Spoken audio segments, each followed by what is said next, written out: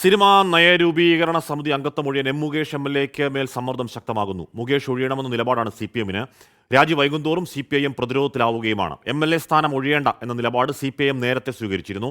പ്രതിപക്ഷമാകട്ടെ മുകേഷിന് രാജി ആവശ്യപ്പെട്ട് പ്രതിഷേധം കൂടുതൽ ശക്തമാക്കുകയുമാണ്. കൊല്ലം MLA-യും ചലച്ചിത്ര താരവുമായ മുകേഷിനെതിരെ വനിതാ താരങ്ങൾ പരാതി പറഞ്ഞിട്ടും അറിഞ്ഞ ഭാവം കാണിക്കുന്നില്ല CPIM. കൊല്ലത്ത് മുകേഷിന്റെ രാജി ആവശ്യപ്പെട്ട് പ്രതിപക്ഷ പ്രക്ഷോഭം ശക്തമാവുകയാണ്.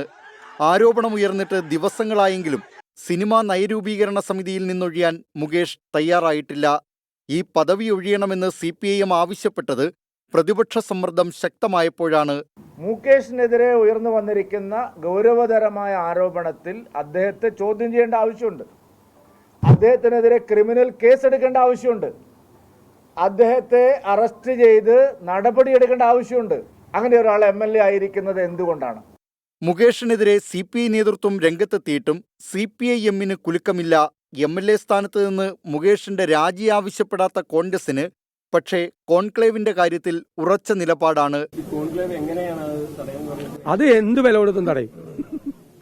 തടയും. പിന്നെ UDF ഒറ്റക്കെട്ടാണ് ഇക്കാര്യത്തിൽ.